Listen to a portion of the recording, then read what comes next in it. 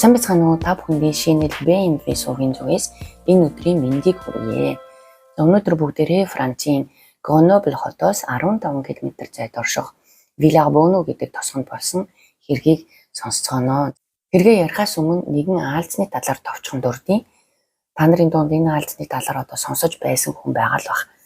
Хар бэлэвсэн гэж нэрлэгддэг энэ аалз бол хамгийн хортой бөгөөд аюултайгаараа аалзнууд дундаа тэргүүлдэг. Энэхүү аалз нь маш жижиг, бас гялалцсан хар өнгөтэй, эзэн дээрээ элсэн цаг шиг улаан тэмдэгтэй, маш хүчтэй хортой. Үржлийн хугацаа дуусмагт эмэгчин нь эрэгчнээ шууд идчихдэг тохиолдлууд байдаг учраас хар бэлэвсэн аалз гэж нэрлэдэг. Тэгэхээр одоо ярих гэж байгаа хэрэг маань хар бэлэвсэн эмэгтэй гэж нэрлэгдсэн хүний талаар байгаа. За ингээд шууд хэрэгтээ орцгоё. 2008 оны 10 дугаар сарын 31-ний баасан гараг өглөөний 7 цаг өнгөрч байх үед тосхны нэгэн орсон суугч нохоогоо сахилуулангаа төмөр замаас холгойхон байх Эрдэнэ жишийн талбайн хажуугаар өнгөрч явахдаа бүрэн нүүрс болтлоо шатсан машиныг олж харсан. За хэндээ тэр магадгүй хулгай алдагдсан машин байх гэж бодсон ч цагдаад мэдэгддэг. Мөрдөгчд тэр даруйх хэргийн газар ирээд за энэ бол зүгээр нэг машины хулгай биш гэдгийг бол ойлгосон. За яагаад тэгэхээр машины арын суудал дээр суугаагаараа шатсан эрэгтэй хүний зогцос байх бөгөөд түүний хөл гар нь бүр юу ч болтлоо шатчихсан. За толгой нь халуунаас болоод задарсан. Харин багажинд нь нохооны шатсан зогцос байхыг олж хардаг. За цагдаа нар эхлээд амиа хорлолт байж магадгүй гэж таамагласан ч зогцос арын суудал дээр байгаа нь амиа хорлолтын нийтлэг арга биш юм байна. За дээрээс нь машиныг түлхүүр ханаас чайгаад олдохгүй байсан нь амиа хорлолт гэдэг таамагтай огт нийцгүй байв. Харин нас барсан хүн үнэхээр машинд зөвхөн ганцаараа байсан юм бол яагаад түүний цогцос жолооны ард биш арын суудал дээр байна уу? Ингээд энэ нь гэмт хэргийн шинжтэй байна гэдэг таамаг илүү давамгаалж эхэлдэг. Цогцос хэн болох нь танигдахгүй ямар ч бичиг баримт хувийн эд зүйлс төрөвч гэх мэт юу ч олдоогүйч нэгэн элемент мөрдөгчдөд машины эзнийг тодорхойлох боломж олгосон. За энэ нь юу вэ гэхээр дутуу шатаж үлдсэн машины дугаар байсан бөгөөд машин Даниэль Кано гэх хүнийх болох нь тогтоогддог. Даниэль Кано Вилларбоно тосгонд шатсан машин олдсон газраас өртөө 150 метрийн зайд амьдардаг.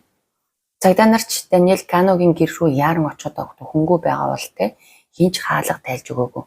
Тэд машин руу буцаж явах үедээ нэг эмэгтэйдээ таарсан бөгөөд нохооны уяа барьчихсан өөрийгөө Даниэль Каногийн эхнэр Мануэла Гонзалес Кано гэж танилцуулдаг. За цагдаа нарч зогцос илрүүлсэн гэдгийг бол хэлэлгүй. Түүнээс машин болон нөхөр нь хаана байгаа талаар асуухад тэр мэдэхгүй байсан. За тэрээр охиныхоо нохойг хайж яваагаа тайлбарлаад өчигдөр юу болсон талаар ярьж эхэлсэн. За өчигдөр өглөө манай нөхөр мод хагалж байгаад толгоогоо гэмтээгээд өвчин намдаа хуух гэж байгаад андуураад нойрны муужсан юм аа. За тэрнээсээ болоод биеийн тавгуурхэд мансуурлын байдалтай хамаг биеийн сувилдаад унтахаар хэвцсэн. Мэдээ түүний бие тийм сайнгүй байсан ч бид үдийн хоолоо идчихэд үдээс хойш манайхаас 50 км-ийн зайд байх манай ээж аав руу явсан. Харамсалтай нь Даниэль уус нойрныхоо эмнээс болсон уу эсвэл өвдөлтөөсөө болсон уу би энэ маш сул байсан учраас би өөрөө жолоо бариад явсан. Ээж аавынд очиход бол түүний биеийн сайжрахгүй бүр тогтож чадахгүй байсан болохоор өдөржингөө унтсан. Явах цаг болоход Даниэль арын суудал дээр суугаад би жолоо барьж орой 20 цагийн үед гэртээ ирцгээсэн. Даниэль сэрсэн ч биеийн сайнгүй байсан хэрнээ өөрийн тэжээдэг экзотик шувуунуудаа цаг гаргаж тэрч бүхэл зармиг нь шувуу цуглуулдаг хүнд хөргөж өгөх ёстой гэхдээ би чинь муу байхад гарах гэлээ гэж дургуутснаас бид хоёр маргалцсан. Ингээд тэр нохоогоо аваад явсан. За би ч унтахаар хэвцсэн. Шүн би нойрны юм уусан байсан болохоор юу ч сонсоогүй. Өглөө намайг босгоод Даниэль нохоо хоёр байхгүй байсан. Манай нөхөр эрт ажилдаа явдаг учраас нэг их гайх зүйл байхгүй. Гэхдээ нохоо маань байхгүй байна. Би нөхрийнхөө утас руу олон удаа залгаад холбогдож чадаагүй.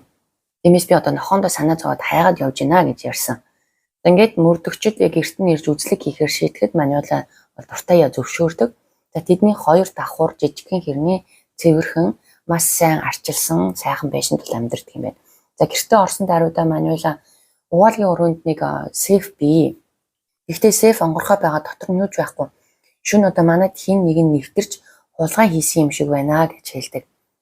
За гэтэл цагдаа нарын харснаар бол энэ сейф нь түлхүүр кодтой бөгөөд түлхүүр нь хаалган дээр зоолттой. Харин код эвдрээгүй ямар ч хүч хэрэгэлсэн уул мөр байхгүйсэн. За цагдаа нар ч одоо байшингийн бусад өрөө болох галтгоо зочны өрөөг бол шалгасан. Гэтэл тэндээс нэг ачирхалтай зүйл олсон нь Даниэлийн одоо бүх эд зүйлс түүний гар утас, бичиг баримт, бусад хувийн эд зүйлс одоо бүгд байсан. За бас энд тэндгүй одоо эмнүүд төвлөрч байсан. За эм байгаа нь бол нэг сонирн биш ч одоо хэмжээгээр байгаа нь бол цагдаа нарын анхаарлыг бол татдаг. За гэтэл Мануэлийн одоо өмнө нь нөхрийнхөө утас руу олон удаа залгасан ч холбогдож чадаагүй гэж хэлсэн үнэн эрэгтэй нөхрийнх нь утас гэртэнд байж байсан. За хэрвээ Даниэлийн бүх зүйл байшинд байгаа юм бол магадгүй тэр өмнөх орой гэрээсээ огт гараагүй ч байж байх одоо магадлалтай. За эдгээр бүх зүйлс одоо мөрдөгчдийн сэжгийг улам төрүүлж машинаас олцсон одоо шатсан цогцос Даниэл Кано мөн байж магадгүй. За түүнийг амьд харсан хамгийн сүүлчийн хүн нь Мануэл яа тэгээд дээрэс нь түүний этгээд зан авирыг харгалзан одоо Мануэлад цагдаагийн газар руу авч авчиж одоо нарийн шалгахаар бол шийддэг. За түүнийг илүү дэлгэрэнгүй одоо байцаах зорилготой байсан ч тэр өмнөх ярьсан зүйлээ одоо давтан хэлэхээс өөр зүйл бол яриагүй. За хэдэн цаг одоо 20 хүрээнд байсны дараа тэр эмчид үзүүлэх хүсэлт бол гаргасан. За Францтай одоо хин нэгэн хоригдож шалгагдаж байх үедээ бол эмч дуудах хууль ёсны эрхтэй байдаг. За үнийг хинч болоо хориглох эрхгүй. За ингээд Мануэлаг эмчид үзүүлэхэд эмч хэлэхдээ тэр одоо сэтгэл зүйн хувьд хит эмзэг байцаалтыг үргэлжлүүлэх боломжгүй гэж дүгнсэн. За мөрдөгчд яах чаргагүй одоо хорд шалгах ажиллагааг зогсоох ёстой болсон. Ингээд Мануэлаг Гренобль хотын эмнэлэгт сэтгцийн тасагт хэвтүүлсэн. Гол сэжигтний алдсан мөрдөгчд одоо хамгийн түрүүнд шатсан цогцос одоо яг хэн болохыг албан ёсоор баталгаажуулах шаардлагатай. Мэдээж тэдэнд баг эргэлзээ байгаагүй ч шүүх эмнэлгийн шинжилгээний хариу хүлээхээс өөр аргагүй. За ингээд хэд хоногийн дараа шүүх эмнэлгийн дүгнэлт гарч шатсан цогцос одоо бол үнэхээр Даниэл Кано мөн болох нь батлагдсан. За ингээд энэхүү аимшигт мэдээг одоо хохирогчийн хүүд болох Николо Канод бол дуулгасан байгаа. За Николод бол энэ мэдээг дуулахад бол итгэж чадахгүй те ямар аимшигтай байсныг бол та нар төсөөлж байгаа. Николо буюу одоо Даниэлийн хүүгийн хэлснээр аав нь одоо бусдад маш их туусч хүн бүрийн хүндлэл хүлээсэн тэр ажлын ёс зүйтэй хамт олон хүртэл одоо түүгээр одоо маш их бахархдаг байсан. За тэр амьдралынхаа одоо ихэнхийг ажилдаа зориулж бодлогод идэвхтэй гарахаар бэлтгэж байсан байгаа. За тэр үргэлж тайван асуудал багтай амьдралтай хүн байсан болохоор тийм хүнтэй одоо хин нэгэн өшөрхөн тэр байдгаа түүнийг ийм хэрцгий аргаар ална гэж бол хинч төсөөлөхгүй хэмээн хүн ярьсан байгаа. За гэхдээ Даниэл хэрхэн нас барсан нь одоо ч бол тодорхойгүй байгаа. Токсикологийн шинжилгээний наривчилсан хариг бол хүлээх хэрэгтэй.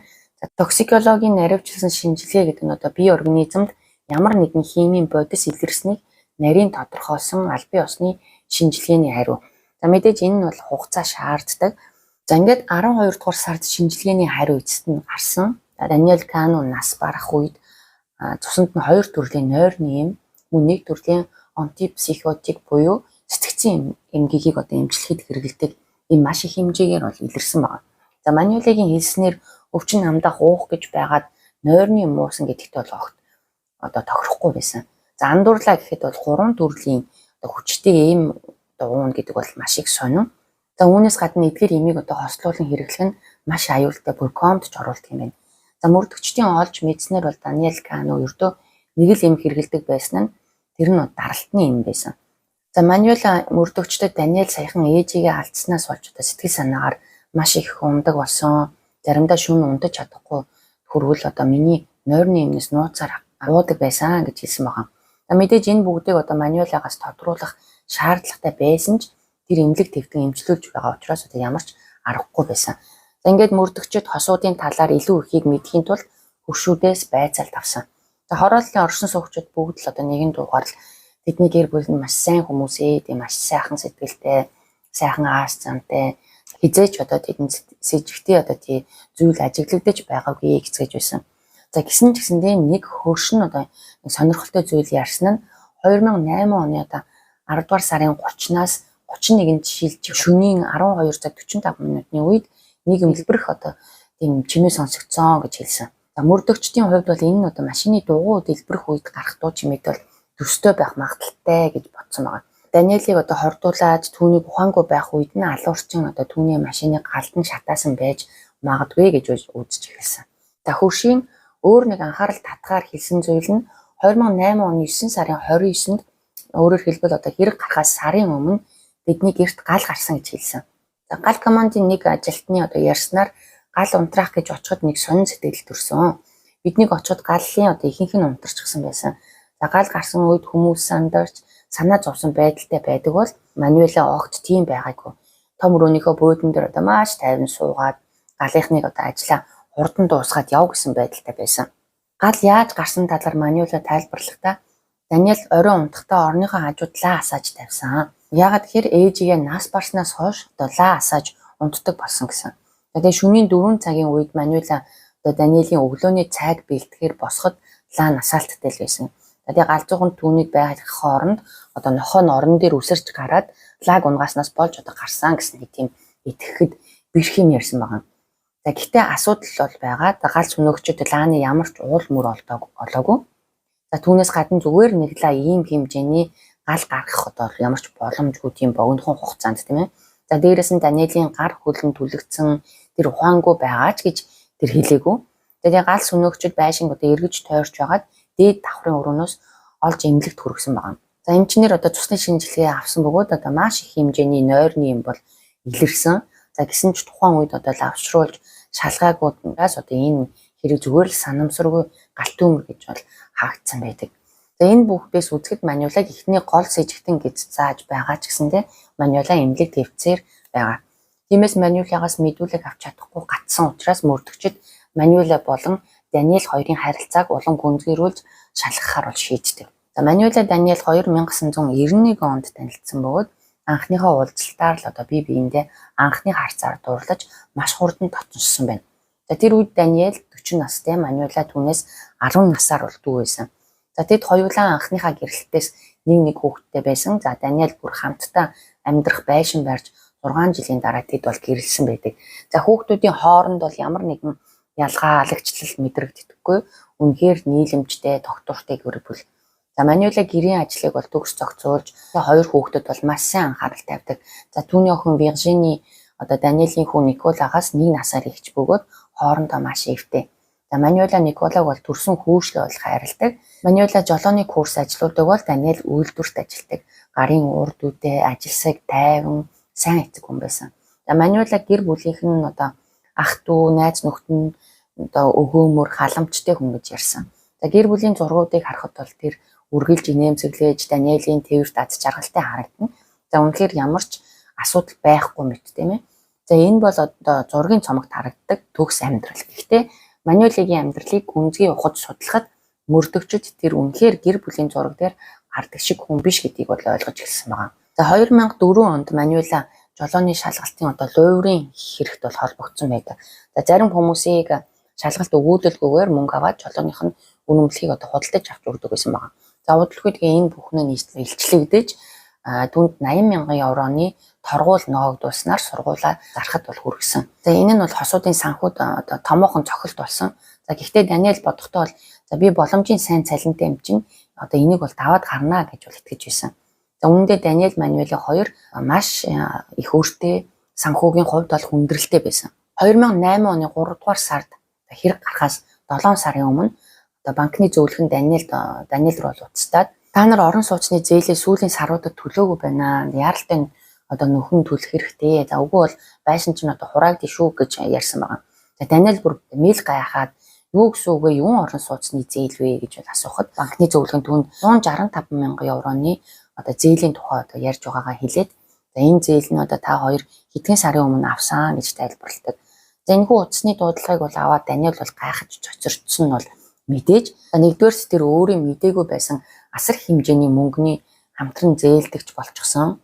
За хоёрдугаарт энэ зээлийг одоо төлж чадахгүй бол байшингаа алдах эрсдэлтэй. За ингээд Даниэл Мануэлад энэ тухайгаа хэлж тайлбар авахыг хүссэн ч гэсэндээ хосуудын хооронд нөхцөл байдал одоо огцом хурцдаж бүүн хэрүүл болсон. Эхнэр нь түүнд одоо байшин нь ямар үн цэнтэйг сайн мэддэг хэрнээ одоо нотратын газар очоод 165,000 евроны зээлийн гэрээ одоо нөхөртөө мэддэгдэлгүйгээр одоо гарын үсэж орсон төдийгүй түүнийг хамтран зээлдэгч болгон бол бүртгүүлсэн байна. Энэ байшин бол одоо шинэ амьдралаа эхлүүлэхийн тулд Даниэл одоо өөрийн гараар барьсан орон гэрэнтэй гал голомт нь Гэсэн ч Даниэл одоо энэ бүхэнд одоо итгэж чадахгүйсэн. Даниэл гэрийнхээ бичиг цаасыг ухаан одоо өнгөчж байхдаа бол зээлийн гэрээ дээр гарын үсгийг нь дуурайлхан зурсан байгааг бол олж мэддэг.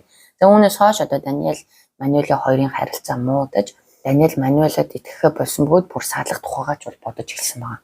За ер нь Мануэлаа бол мөрөөдө тоглоомд онтоож их хэмжээний мөнгө алдсан бараг одоо 165 мянган евроны одоо өрөнд орсон байсан байна. Байшингаа барьцаанд тавих шийдвэр гаргасан зүгээр л одоо өөрийн хувийн өрнүүдэд дарах зорилготой байсан гэсэн үг.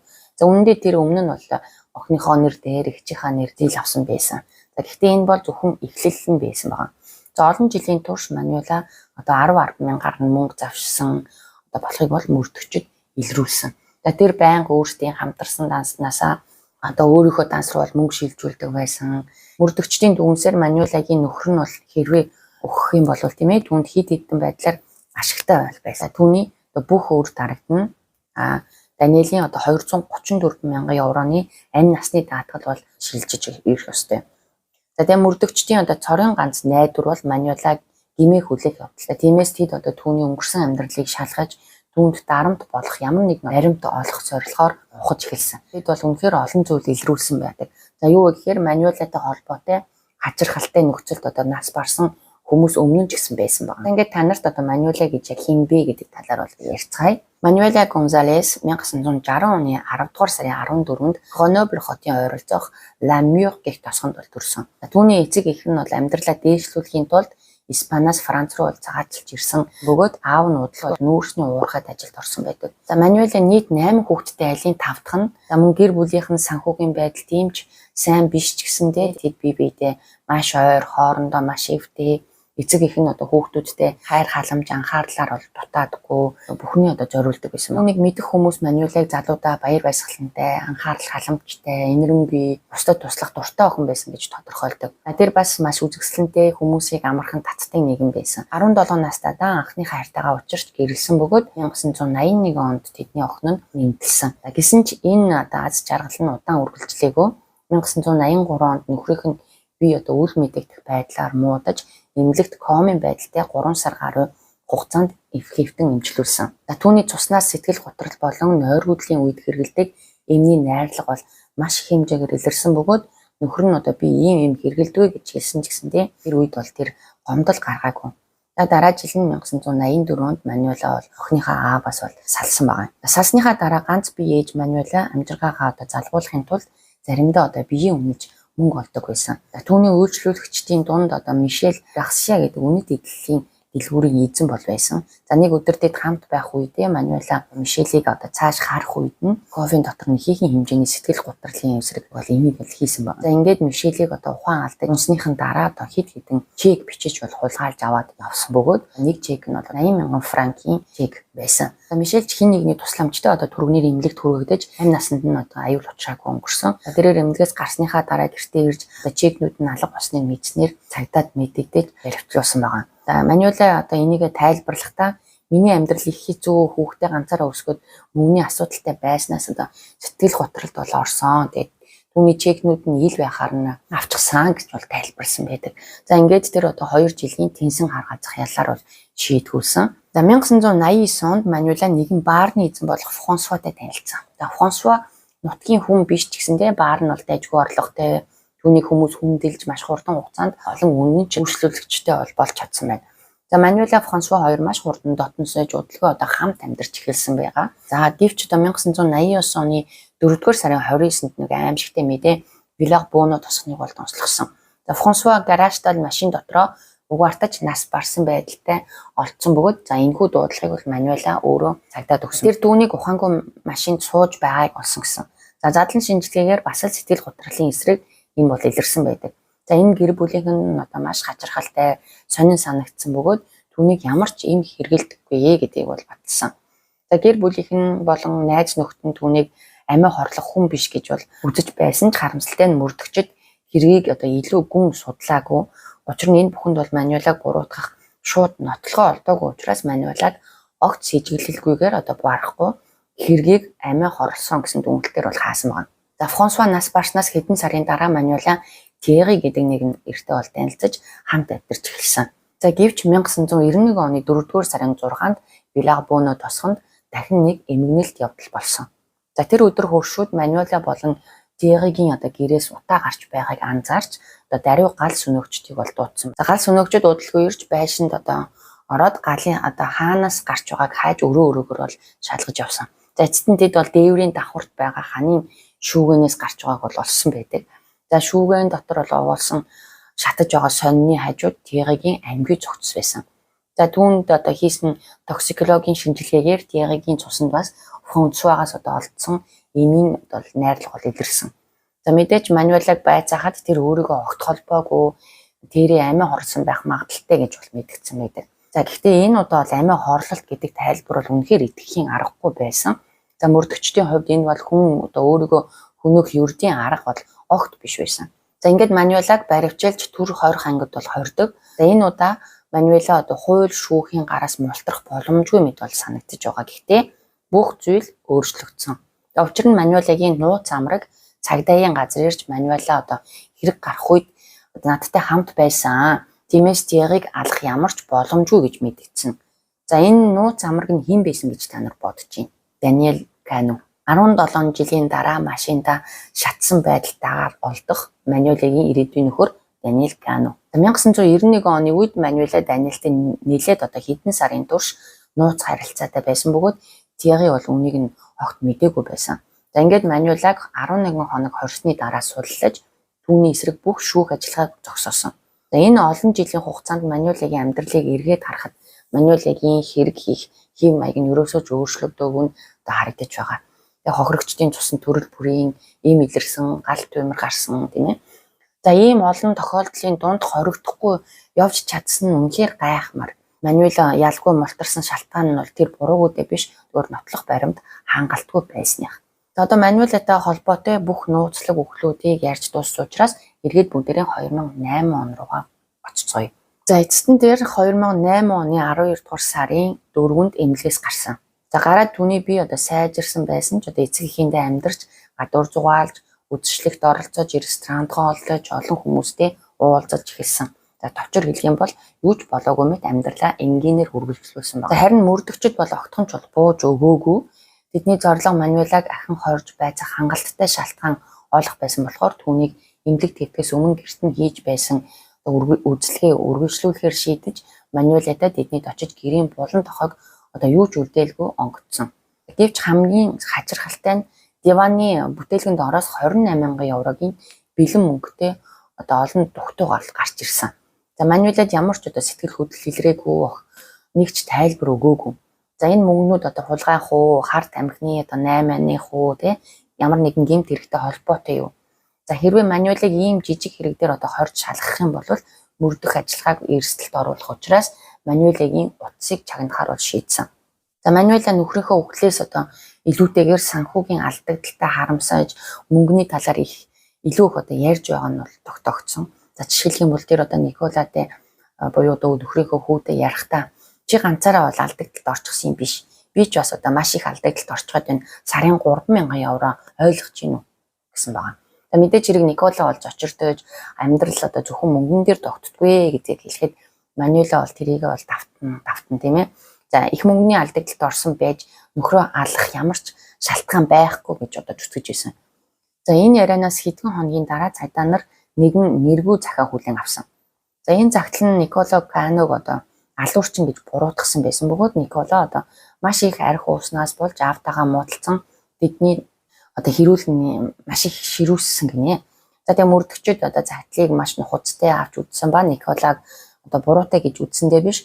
За хин загтлыг илгээсэн гэх цорын ганц асуултад хариу олохын тулд хурууныхээ хайж ДНХ шинжилгээ хийлгэсэн ч гэсэндээ ямар ч үр дүн гараагүй. За тэд хосын утасны жагсаалтыг шалгаж гэрчүүдтэй ярилцаж нэг чухал мэдээлэл олсон нь Мануэлагийн эгчийн мэдүүлэг байсан.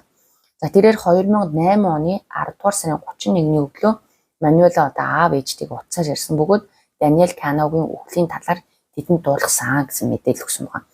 За тэгээ энэ мэдүүлэг үнэхээр сэрдгийлгэн байсан бөгөөд энэ дуудлага нь өглөөний 8 цагт хийгдсэн утасны жагсаалтаар бол баталгаажсан. За Мануэлагийн эгч Даниэлийн үхлийг яаж мэдсэн байж болох вэ? За учир нь цагдаа нар тэр өглөө Мануэлагтай уулзахад 9 цаг болж байсан. За дээрээс нь шатсан цогцсон Даниэлийнх мөн эсэх нь тэр үед батлагдаагүй байсан. За өөрөөр хэлэх юм бол Мануэла гэр бүлийнхэндээ нөхрийнхөө нас барсан тухай цагдаа нар хэргийн газар одоо байх үед бол мэдгдсэн байна.